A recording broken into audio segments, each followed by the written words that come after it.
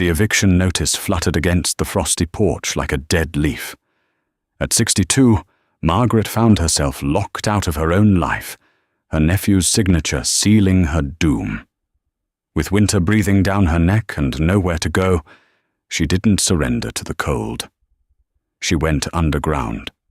The air in the Colorado foothills on the morning of November 3rd possessed a brittle, glass-like quality. It was the kind of cold that snapped pine needles and stole the breath from your lungs before you could even speak.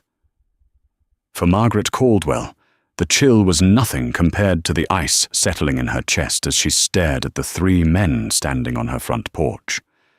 Sheriff Harlan Briggs, a man Margaret had known since he was a teenager, stealing apples from her late husband's orchard, couldn't even look her in the eye.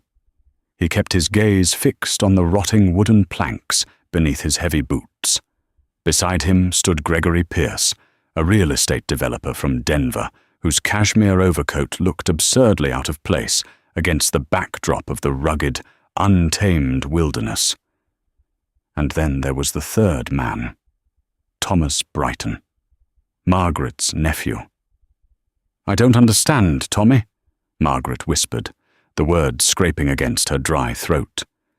She pulled her knitted shawl tighter around her thin shoulders, the wind whipping her greying hair across her weathered face. Beside her, Barnaby, a loyal but aging golden retriever mix, let out a low, uneasy whine, sensing the hostility invading their sanctuary. Thomas shifted his weight, refusing to meet the eyes of the woman who had practically raised him after his mother died.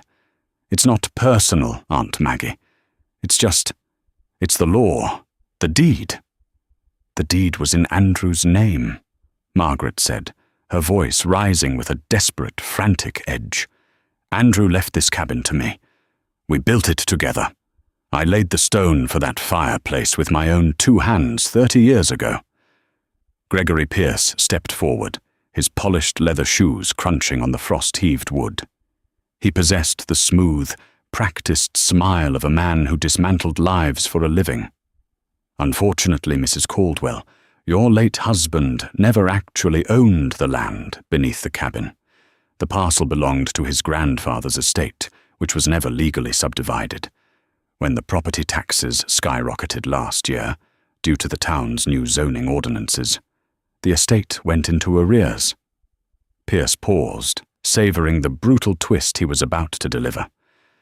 "Your nephew here, being the last direct blood descendant of the grandfather, inherited the debt and the land. He couldn't pay the taxes, so he sold the property to my firm to clear his name and walk away with a tidy profit. You, legally speaking, are a squatter." Margaret felt the porch tilt beneath her. The revelation hit her like a physical blow. The town council's sudden decision to rezone the valley for commercial recreation last spring hadn't been a bureaucratic mistake. It was a targeted maneuver. Pierce had bribed or lobbied the council to force out the last remaining holdouts in the valley to build his luxury eco-resort. And Thomas, her own flesh and blood, a boy whose scraped knees she had bandaged, whose gambling debts she had bailed out twice before, had sold her out for 30 pieces of silver. "You have until sundown to vacate the premises, Mrs. Caldwell," Sheriff Briggs mumbled, finally looking up, his face flushed with a mixture of shame and duty. "I'm sorry, Maggie. I truly am. But Pierce has the court order. If you aren't gone by tonight, I have to arrest you for trespassing." "Where am I supposed to go, Harlan?" Margaret asked, the fight draining from her voice, replaced by a hollow, terrifying realization. "The shelters in Oak Haven are full of the mill workers who got laid off. The winter freeze is starting tonight." "That is not our concern," Pierce interjected sharply. "My demolition crew arrives at dawn. Clear out whatever fits in your truck. Leave the rest." The rest of the day was a blur of frantic, heart-breaking triage. Margaret moved through the cabin like a ghost, her hands shaking as she decided what memories to abandon. She packed her heavy winter gear Andrew's old hunting knives, a cast-iron Dutch oven, and every scrap of non-perishable food she could find in the pantry. She gathered a first aid kit, a battery-powered radio, her heavy wool blankets, and 2 large tarps. Everything else, the antique rocking chair, the photo albums that wouldn't fit in her duffel bags, the delicate porcelain teacups her mother had brought from Ireland, was left behind to face the bulldozers. By 5 p.m., the sun had dipped below the jagged peaks of the Rockies, plunging the valley into a deep, freezing twilight. Margaret loaded Barnaby into the passenger seat of her rusted 1998 Ford pickup. She didn't look back as she turned the key in the ignition. She couldn't. If she looked back, she knew her heart would simply stop beating. She drove into Oak Haven, the small mountain town that had been her home for 4 decades. The neon signs of the local diner and the hardware store flickered in the fading light. She parked near the town hall and walked to the local motel, the only place that might take her in. The manager, a nervous man named Sullivan, shook his head before she even reached the counter. "I'm sorry, Maggie. Pierce bought out the entire motel for the next 6 months. His surveyors and foremen are staying here. I don't have a single bed." "What about the church basement?" she pleaded. "Flooded last week. Pipes burst," Sullivan replied, his eyes darting away. "Besides, Maggie, no one wants to cross Pierce. He promised this town 100 new jobs. He practically owns the mayor now. If people help you, they risk getting on his bad side." The betrayal of the town was the final twist of the knife. She had baked pies for their bake sales. She had sat by their bedsides when they were sick. Now, because she was an inconvenience to a billionaire's vanity project, she was an outcast, a pariah in her own home. Margaret walked back to her freezing truck. The temperature gauge on the bank across the street read 18 degrees Fahrenheit. It was only going to get colder. She climbed into the driver's seat, her breath misting in the air, and gripped the steering wheel until her knuckles turned white. She had $50 in her checking account, half a tank of gas, and a dog who was looking at her with absolute trust. "We aren't going to die in this truck, Barnaby," Margaret whispered fiercely, a sudden, primal surge of defiance overriding her despair. "They want to bury us, but they don't know these mountains like I do." She slammed the truck into gear, ignoring the road that led toward the flatlands and the distant, uncaring cities. Instead, she turned the steering wheel hard to the left, pointing the Ford's headlights up the treacherous, winding logging road that led deep into the heart of the national forest. The logging road was practically a ghost trail, unpaved and severely rutted from decades of neglect. Margaret's old truck violently protested every steep incline, the engine whining in high gear as the tires slipped on the frost-hardened mud and loose shale. She drove for nearly 2 hours, ascending higher into the thinning air until the road simply ended at a washed-out ravine. She killed the engine. The silence that followed was absolute, heavy, and profound. They were at an elevation of 8,500 feet. The air here wasn't just cold, it was predatory. Margaret grabbed her heavy flashlight and stepped out of the truck. The wind bit through her layers of wool and denim instantly. She looked up at the looming shadow of Miller's Ridge. Many years ago, when she and Andrew were young and full of reckless energy, they used to hike these treacherous slopes. Andrew, an amateur spelunker, had discovered a massive, hidden limestone cave system carved into the side of the mountain. He called it the Moor. It was a secret place, unmapped by the Parks Department, hidden behind a dense thicket of old-growth spruce and a treacherous rock scramble. Andrew had always joked it would be their bunker if the world ever ended. For Margaret, the world had just ended. "Come on, boy," she called out, her voice trembling in the frigid air. Barnaby hopped out, his paws crunching on the frozen earth. The hike from the truck to the cave entrance took 3 grueling, agonizing hours. Margaret had to make 4 separate trips, hauling her supplies up a 50-degree incline in the pitch black.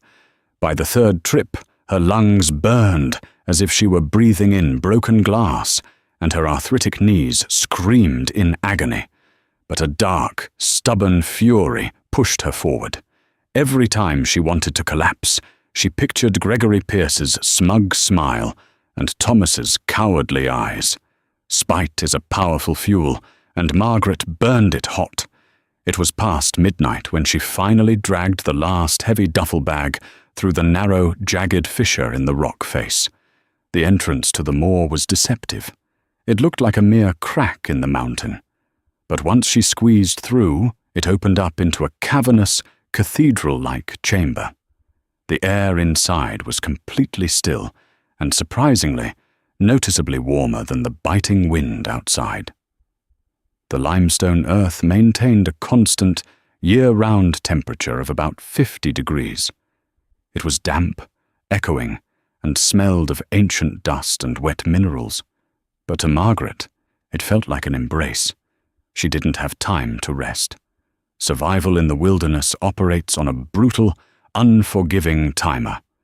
Working by the beam of her flashlight, she began to carve a home out of the stone. She dragged her 2 heavy, industrial-grade tarps to the back of the first chamber, stringing them up between stalagmites using nylon paracord to create a smaller, enclosed, tent-like structure. This would trap her body heat and keep the dampness at bay. She laid down a bed of dry pine needles she had frantically stuffed into garbage bags on her final hike up, covering them with a thick wool blanket to insulate her from the freezing rock floor. Next came the most critical element: fire. Andrew had shown her a unique feature of the moor. Near the back of the primary chamber, there was a natural vertical shaft, a chimney carved by centuries of water flow that vented straight up through the bedrock to the mountain's surface. Margaret gathered rocks, stacking them in a tight horseshoe shape, directly beneath the natural chimney. She unpacked the dry kindling she had salvaged from her cabin's woodshed and struck a match. The small flame licked at the dry bark, catching quickly. She fed it thicker branches, watching anxiously as the smoke curled upward.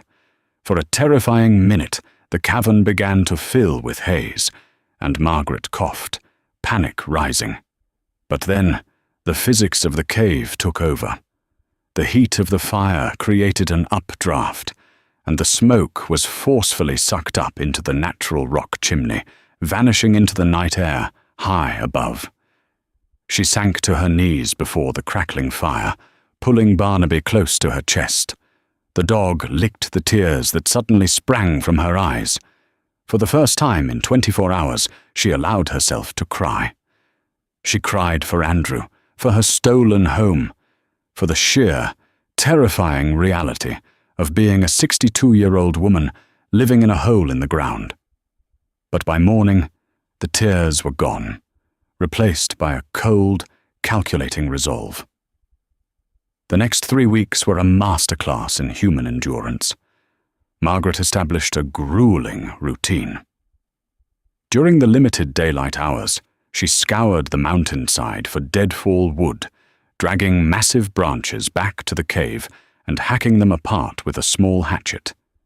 She found a pristine underground spring deeper in the cave system, providing her with endless, fresh drinking water. She built a thermal mass heater by stacking large river stones around her fire pit. The stones absorbed the heat during the day and radiated it outward through the night, keeping her small tarp enclosure remarkably warm. She rationed her canned beans, rice, and dried meats with mathematical precision, eating just enough to keep her energy up while ensuring her supplies would stretch through the winter. From the high vantage point of the cave entrance, she had a clear, unobstructed view of the valley below. Through a pair of old binoculars, she watched the destruction of her life. Within a week, she saw the yellow bulldozers roll onto her land. She watched, completely detached, as the heavy machinery smashed through the wooden walls of her cabin, collapsing the roof in a matter of seconds. The stone fireplace she had built with Andrew was pulverized into dust. Gregory Pearce's crew worked with arrogant speed, clear-cutting acres of ancient pine trees to make way for the foundation of the grand resort lodge. Down in the valley, the developers were acting as if the mountain was merely a backdrop for their profit. They didn't respect the terrain.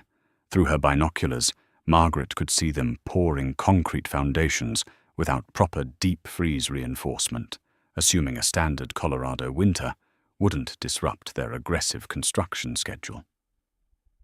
Pierce was cutting corners to appease his investors, ignoring the old-timers in Oak Haven who warned him about the valley's unpredictable weather patterns. "Fools," Margaret muttered one afternoon, watching a convoy of supply trucks struggle up the partially paved access road. "The mountain doesn't care about your deadlines." As November bled into December, the isolation began to test her mind. The silence of the cave was deafening. To stave off madness, Margaret talked to Barnaby constantly. She recounted old stories, plotted out imaginary gardens she would plant, and meticulously documented her daily tasks in a small, leather-bound notebook she had brought with her. She also listened to her battery-powered emergency radio. At first, the broadcasts were standard: local news, country music, farm reports. But by the second week of December, the tone of the meteorologists shifted. A massive, slow-moving, low-pressure system was stalling over the Pacific, while an unprecedented blast of Arctic air was plunging straight down from Canada. The two systems were on a collision course, and the bullseye was the Colorado Rockies. The local radio hosts, usually cheerful, began to sound genuinely frightened. They called it an anomaly, a once-in-a-century atmospheric collision. "They're issuing a state of emergency for the entire county," the radio crackled one evening, the signal fading in and out through the thick rock. "Authorities are urging all residents to shelter in place. Road closures are imminent. We are looking at potential snowfall of 4 to 6 feet in the higher elevations, accompanied by hurricane-force winds. Do not travel. If you lose power, you are on your own." Margaret turned off the radio to save the battery. She looked around her cave. Her woodpile was stacked shoulder-high, enough to last a month. Her stone fire pit was radiating a deep, comforting heat. The natural rock walls around her were impervious to wind. She walked to the narrow entrance of the cave and looked out over the valley. The sky had turned a bruised, sickly purple. The air was unnaturally still, the kind of silence that precedes an explosion. Down in the valley, she could see the bright floodlights of Pierce's construction site, where crews were frantically trying to secure scaffolding and cover exposed materials. They looked like ants scrambling before a flood. A single massive snowflake drifted down out of the darkness, landing on Margaret's cheek. It didn't melt right away. It was dry and hard as a diamond. Margaret smiled, a grim, satisfied expression that didn't reach her eyes. She pulled her collar up and stepped backward into the absolute safety of the mountain. "Let it snow," she whispered, and the first howl of the blizzard answered her. The storm didn't arrive. It detonated. By midnight on the second day of December, the Colorado foothills were swallowed by a meteorological leviathan.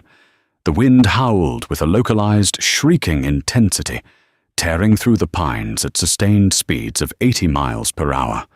The temperature plummeted to a bone-snapping -35 degrees Fahrenheit, transforming the falling snow into abrasive, blinding ice crystals that scoured the landscape like sandblasters.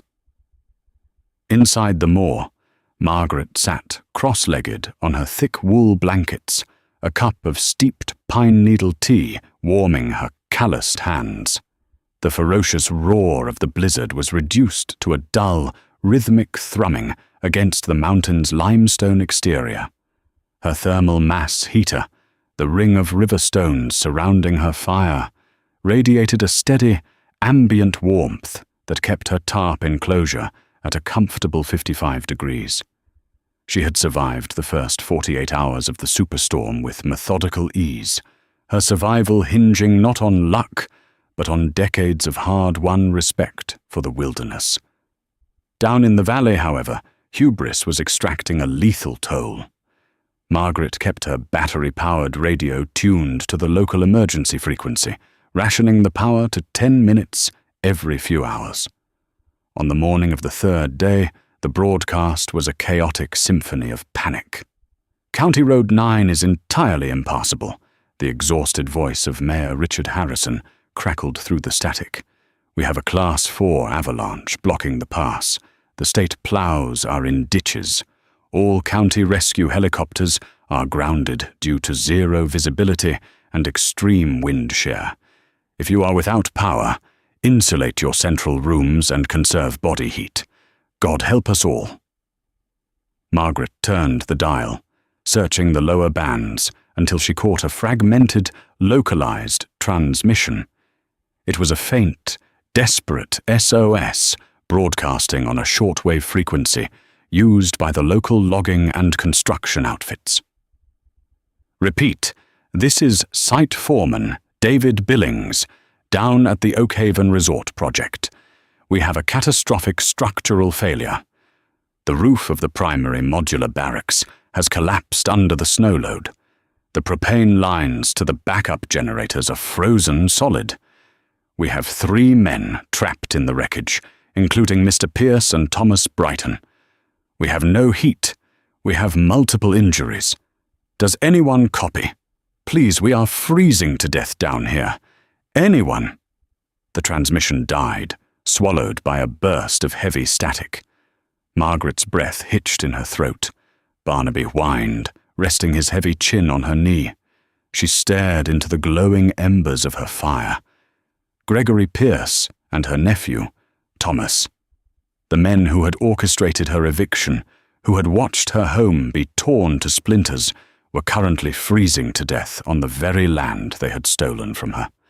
A dark, bitter part of her soul whispered that this was justice. The mountain was simply finishing the eviction notice they had drafted. They had arrogantly ignored the warnings of the locals, relying on cheap, rapid construction methods that had no place in the high Rockies.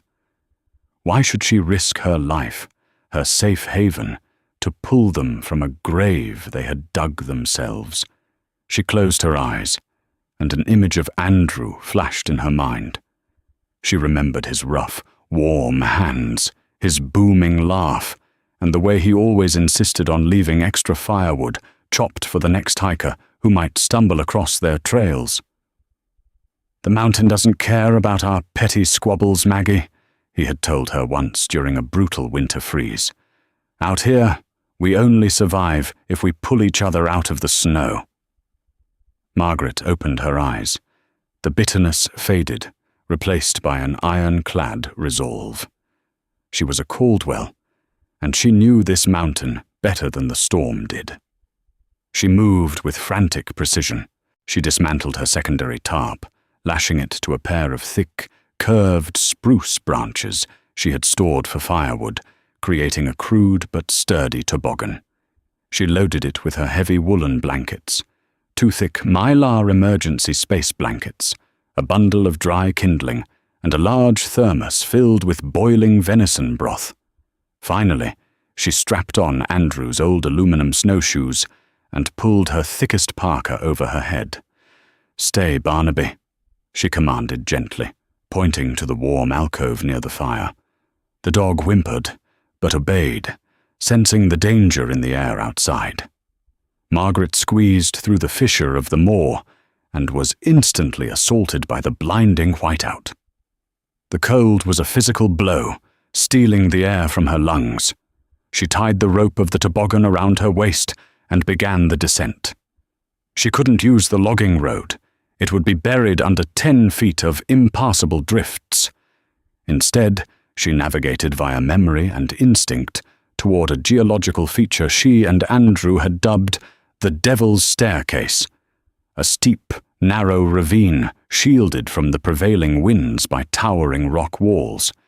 It was treacherous, requiring her to slide down blindly in the swirling white void, using her snowshoes to break against the ice. Every muscle in her legs burned, and frost quickly rimed her eyelashes. But she didn't stop. It took her 2 hours to descend a distance that usually took 30 minutes. When she finally reached the valley floor, the landscape was unrecognizable. The site of Gregory Pierce's luxury eco-resort was a graveyard. Heavy yellow excavators were completely buried, resembling smooth, white hills. Where the temporary modular barracks had stood, there was only a twisted, groaning ruin of cheap aluminum and shattered particle board, collapsing under the immense weight of the snowpack. Margaret unclipped her snowshoes, wading waist-deep through the drifts. "Hello!" she screamed over the howling wind. "Billings, can you hear me?" A muffled thump answered from beneath a collapsed roof section.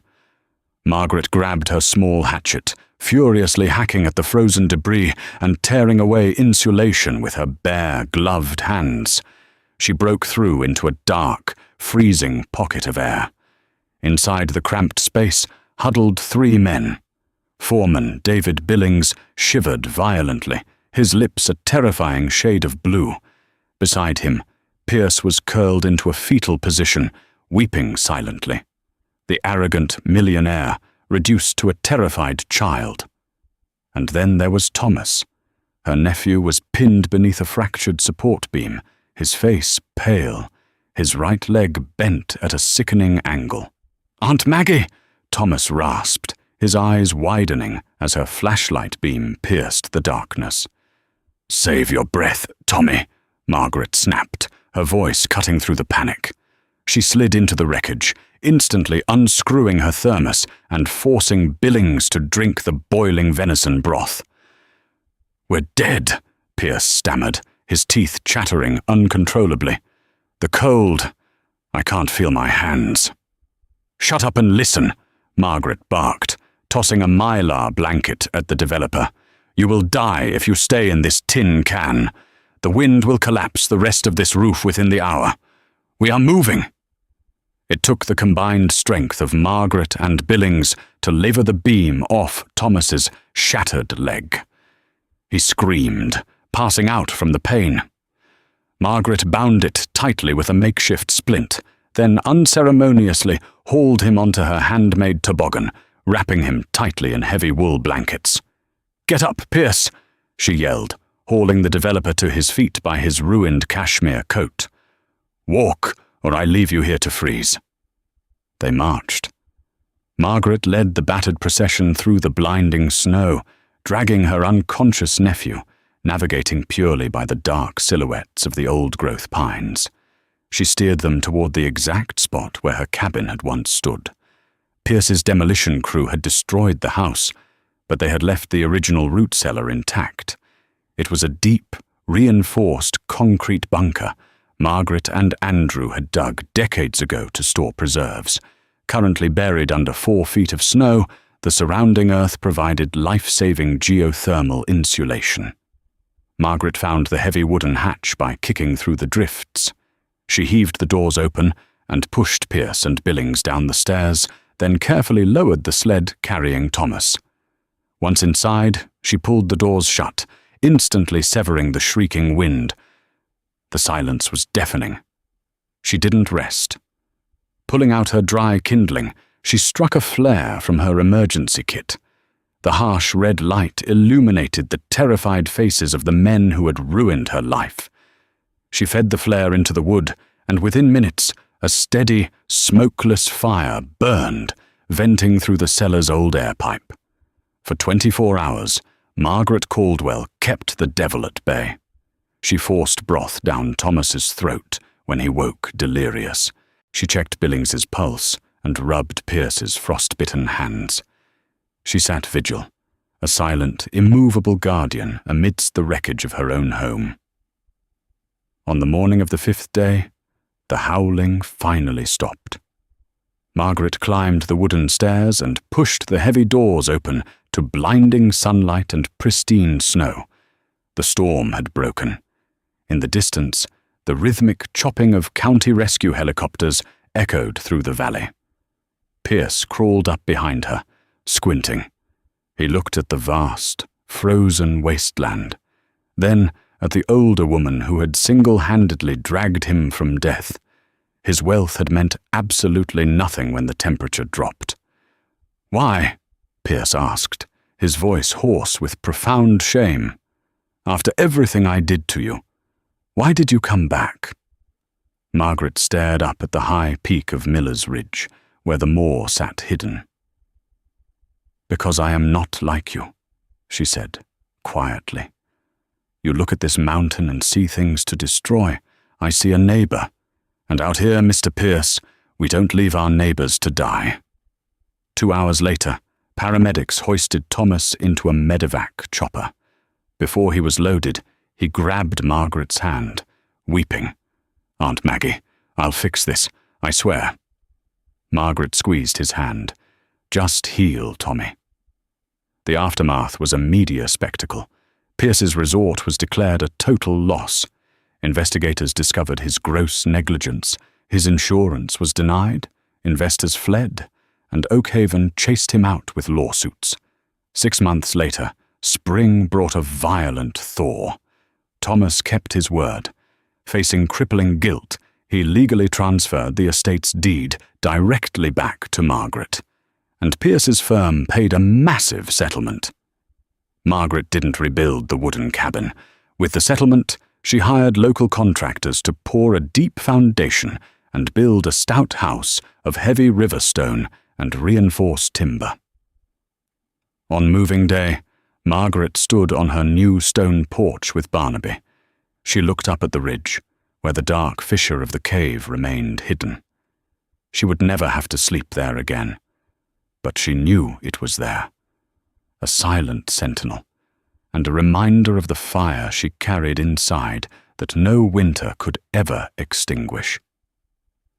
The mountain finally reclaimed its silence, but the valley was forever changed. Margaret Caldwell didn't just survive the winter.